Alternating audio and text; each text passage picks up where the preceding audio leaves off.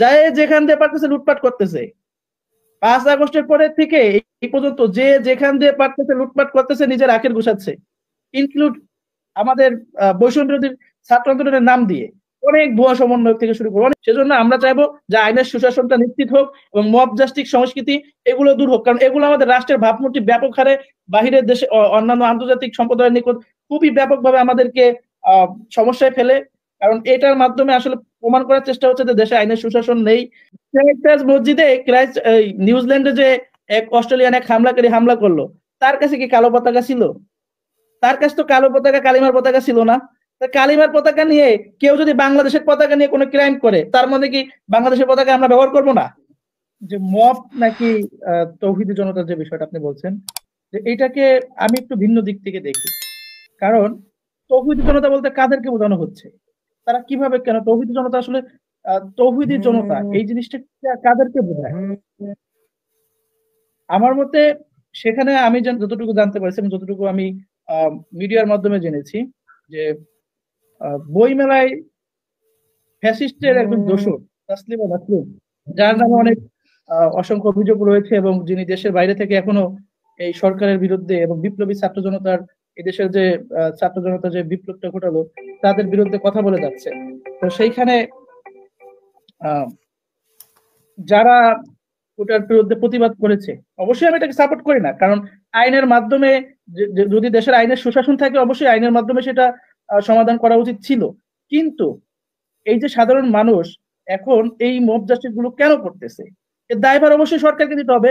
আজকে মাহফুজ আব্দুল্লাহ সাহেব যে কথা বলে, কেন বলে সে, তাহলে সে কেন এটার দায়ভার নিল না? সে কেন এটা বাংলা একাডেমির মাধ্যমে যে কোন কোন বইগুলো আসে, কাদের বইগুলো আসে, আওয়ামী লীগের আমলে যা হয়েছে এখন কেন তা হবে? মানুষের তো এটা এক্সপেক্ট ছিল না। যদি আওয়ামী লীগের আমলে যা হয়েছে এখনো যদি সেটাই হয়, তাহলে তো মানুষ তো বাধ্য হবে আইনকে নিজের হাতে তুলে নিতে। আইনকে যেন নিজের হাতে তুলে নিতে বাধ্য না হয় মানুষ, সেজন্য যাদের বিরুদ্ধে আমরা লড়াই সংগ্রাম করেছি, যাদের বিরুদ্ধে দীর্ঘদিন ধরে আন্দোলন সংগ্রাম করে আমরা জেল জুলুম রিমান্ড নির্যাতন সবকিছু সহ্য করেছি, তাদেরকে দমন করতে হবে। Criminal must be punished. Criminal যদি প্রকাশ্যে ঘুরে, ক্রিমিনালদের যদি এখনো যদি তাদের প্রমোট করা হয়, তাহলে সেই ক্ষেত্রে তো সাধারণ মানুষ আইন হাতে তুলে নিতে বাধ্য হবে। অবশ্যই ক্রিমিনাল ছোট বড় সব ক্রিমিনালকে শয়তানকে ধরবে। কেন বই মেলায় এই এই তসলিমা নাসরিনের বই গেল? কেন বই মেলায় এই ধরনের ঘটনা ঘটে? যাদেরকে তৌহিদি জনতা বলা হচ্ছে, এরাও তো আন্দোলন করছে আমাদের সাথে, এরাও তো আমাদের আন্দোলনের সহযোদ্ধা। দাড়ি টুপি আছে বলে তাদেরকে মানে আমরা সমাজ থেকে বের করে দেবো, রাষ্ট্র থেকে বের করে দেবো, এরকম তো আমরা চাই না কখনো। আমরা চাই আইনের সুশাসন, রাষ্ট্রের চেইন অফ কমান্ডটা আসুক। আন্দোলনটা মূলত সকল দল মত জাতি ধর্ম নির্বিশেষে সকলেই ছিল, এখানে সকলের অধিকার সমানভাবে হবে। এটাই আমাদের বৈষম্যহীন বাংলাদেশ বিনির্মাণের আমাদের যাত্রার সূচনা পথ। সেই ক্ষেত্রে আমরা, সে যেই শ্রেণীর মানুষ হোক, কেউ যেন তার মৌলিক অধিকার থেকে বঞ্চিত না হয়, এটাই আমাদের প্রত্যাশা। কেউ যদি, আপনি যেটা বললেন যে পূর্বে কিছু ঘটনা ঘটেছে যে উদ্বোধন করা বা যে কোনো অনুষ্ঠান বন্ধ করা, এটার যদি কোনো ব্যক্তি বা যদি কোনো একটি গ্রুপ বা যারাই সেখানে যদি গিয়ে সেটা একটা মবের সৃষ্টি করে, এটাকে আমি কখনো সাপোর্ট করি না। আমি চাইবো সেটা আইনের মাধ্যমে, যদি যেটা আমাদের সমাজের সাথে, আমাদের ধর্মীয় মূল্যবোধের সাথে, আমাদের রাষ্ট্রীয় আইনের সাথে যায় না, সেটা আইনের মাধ্যমে তারা ব্যবস্থা নিতে পারে।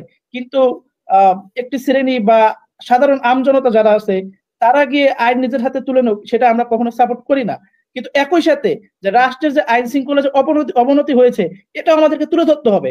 আজকে অপরাধীরা প্রকাশ্যে ঘুরে বেড়াচ্ছে, আর যারা নিরপরাধ এরা দেখা যাচ্ছে এখনো ওই মামলা বাণিজ্য, মানে কি বলবো আপা, গ্রামে গেলে, আমি আমার ফরিদপুরের সন্তান, আমি ফরিদপুরে যখন যাই সাধারণ মানুষ, আমি জানি যে সব অপরাধী না, সে আমাদের আন্দোলনের পক্ষে ছিল, হয়তো প্রকাশে থাকতে পারে নাই বিভিন্ন চাপের কারণে, তাকে দেখা যাচ্ছে যে হয়রানি করা হচ্ছে, তার নামে তাকে অ্যারেস্ট করানো হচ্ছে। আর যে অপরাধী সে প্রকাশে ঘুরে বেড়াচ্ছে। মানে 5 আগস্টের পরে তো শুরু হয়েছে মামলা বাণিজ্য, যায় যেখান দিয়ে পারতেছে লুটপাট করতেছে। 5 আগস্টের পরে থেকে এই পর্যন্ত যে যেখান দিয়ে পারতেছে লুটপাট করতেছে, নিজের আখের গুছাচ্ছে। ইনক্লুড আমাদের বৈষম্য বিরোধী ছাত্র আন্দোলনের নাম দিয়ে অনেক ভুয়া সমন্বয় থেকে শুরু করে অনেকেই আছে। এবং বাংলাদেশের রাজনৈতিক দলের যেটা হয়, একদল আসে, আরেক দল সেটা সুযোগ নিচ্ছে, কিন্তু সংস্কার তো আসলে হচ্ছে না। তো এটা তো আমরা দেখতেই পারতেছি। এখন আমাদের প্রত্যাশা কি? আমাদের প্রত্যাশা, আমরা চাই যে আইন সকলের জন্য সমান হবে, আইন কেউ নিজের হাতে তুলে নেবে না। এই মোব সংস্কৃতি দূর হোক, আইনের সুশাসন প্রতিষ্ঠা হোক। কেউ কোনো অপরাধ সংগঠিত করবে কিংবা করে ফেলছে, সেই ক্ষেত্রে আমরা চাই আইন শৃঙ্খলা রক্ষাকারী বাহিনীর মাধ্যমে সেটা সমাধান হোক, আমাদের প্রচলিত আইনের মাধ্যমে তার বিরুদ্ধে ব্যবস্থা নেওয়া হোক। জনগণ আইন হাতে তুলে হোক, সেটা আমরা কখনো সাপোর্ট করি না। কিন্তু আপনাকে একই সাথে এটাও দেখতে হবে যে কেন জনগণ বাধ্য হচ্ছে এইসব জিনিসগুলো সমাধানের জন্য নিজেরা আইন হাতে তুলে নিতে। এই দায়ভার মাহফুজ আব্দুল্লাহকে নিতে হবে। মাহফুজ আব্দুল্লাহকে অবশ্যই এই দায়ভার নিতে হবে। কেন বাংলা একাডেমিতে তসলিমা নাসরিনের মতো হলো? মাহফুজ আব্দুল্লাহকে তো হিজবুত তাহরীর জঙ্গি বলছে তসলিমা নাসরিন, তাহলে সেই মাহফুজ আব্দুল্লাহ কেন তার বই ওখানে বাংলা একাডেমিতে ঢুকতে দিল? বাংলা একাডেমিতে আমরা গত 15 বছর দেখেছি না, গার্ডিয়ানের মতো বই সেখানে, গার্ডিয়ান পাবলিকেশন সেখানে প্রবেশ করতে দেয়নি। ভারতের রয়ের মতো করে এখনো তো সে পরিচালিত, যদি সেভাবে পরিচালিত হয় তাহলে তো এই দেশের স্বাধীনতা সার্বভৌমত্ব কোথায়? তাহলে 5ই আগস্ট কেন আসছে? 5 আগস্ট কাদের বিরুদ্ধে লড়াই সংগ্রাম করে আসছে? যাদের বিরুদ্ধে লড়াই সংগ্রাম করে এই 5ই আগস্ট এসেছিল, তাদের যদি এখন যদি প্রমোট করা হয়, তাদেরকে যদি এখন ভালোভাবে সুযোগ সুবিধায় রাখা হয়, তাহলে তো 5 আগস্টের প্রয়োজন ছিল না। তাহলে তো আমাকে গুলিবিদ্ধ খেতে হতো না। আপনি সাক্ষী, 16 জুলাই ফার্স্ট অ্যাটাকটা হয় আমার উপর, লাইভ টক শোতে থাকা অবস্থায় আমার বাসায় যেভাবে অ্যাটাক করা হচ্ছিল। আপনি আমার লাইভ শোতে ছিলেন যখন আপনার উপর অ্যাটাক হয়। জি জি জি, একটা লাইভ টক শোতে থাকা অবস্থা, আমি আপনার লাইভ টক শোতে, মানে টক শোতে থাকা অবস্থা আমার বিদ্যুৎ লাইন অফ করে দেওয়া হয়, আমার বাসায় রেড দেওয়া হয়, বাসায় গুলি চালানো হয়। আমাকে কোনো মতে, সে কি ভয়ঙ্কর ভাবে মনে হচ্ছিল আমি পৃথিবীর সবচেয়ে ভয়ঙ্কর দুর্দর্শ কোনো এক ক্রিমিনাল। তা আমার জন্য যদি এইভাবে যদি অ্যাটাক করা হয় আমার বাসায়, তাহলে আজকে যারা অপরাধ করছে, যারা গুলি চালিয়েছে, যারা হত্যা মামলার আসামি, তারা কেন প্রকাশ্যে ঘুরে বেড়াচ্ছে?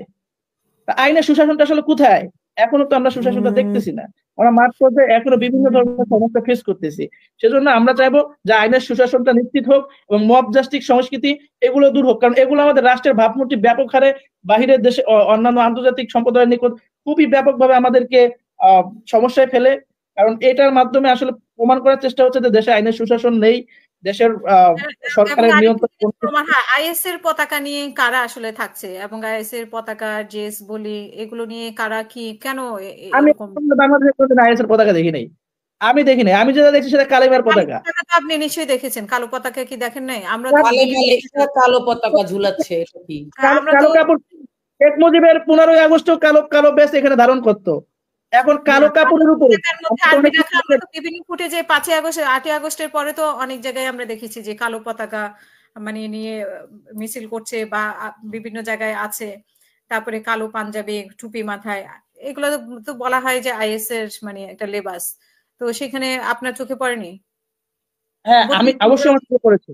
আপনি এখানে এই যে কথা বলেন যে কালো পতাকা নিয়ে কারা মিছিল করলো, তাদের যদি কালো পতাকা নিয়ে করুক, সাদা পতাকা নিয়ে করুক, বা বাংলাদেশের পতাকা নিয়েও যদি কেউ কোনো ক্রাইম করে, অবশ্যই সে ক্রিমিনাল। যদি কেউ বাংলাদেশের পতাকা নিয়েও কোনো ক্রাইম করে, অবশ্যই সে ক্রিমিনাল। আর কেউ যদি অন্য যে কোনো দেশের পতাকা নিয়ে হোক, যে কোনো যাই হোক, সে যদি কোনো অন্যায় না করে, তাহলে তো তাকে ক্রিমিনাল বলার সুযোগ পাই। কালো পতাকায় যদি কালেমা থাকে, কালিমা লেখা থাকলে আইএস হয়ে গেল নাকি? এটা তো আমরা এই প্রজন্ম বিশ্বাস করি না। এইগুলো তো আমরা, এই সংস্কৃতি তো আমরা চাই না। আমাদের স্পষ্ট বার্তা, যে কেউ ক্রিমিনাল হোক, সে যেই দলের হোক, যে কেউ যদি কোনো ক্রাইম করে, কারো কাছে যদি, কারো মাধ্যমে যদি আমাদের দেশের আইনের যে শাসন বা আমাদের যে আইন রয়েছে সেই আইনের ব্যত্যয় ঘটে, আইনকে অবমাননা করে, বা আমাদের সমাজে আমাদের রাষ্ট্রের এগেনিস্টে কেউ যায়, তার বিরুদ্ধে অবশ্যই আমাদের আইন শৃঙ্খলা বাহিনী ব্যবস্থা নেই। আমরা এটা অবশ্যই চাই। একই সাথে আমরা এটাও সতর্ক করি, যেগুলো আমাদের ভাবমূর্তিকে বাইরে অন্যান্য দেশের আন্তর্জাতিক সম্প্রদায়ের নিকট, আমাদের মসজিদে নিউজিল্যান্ডে যে এক অস্ট্রেলিয়ান এক হামলাকারী হামলা করলো, তার কাছে কি কালো পতাকা ছিল?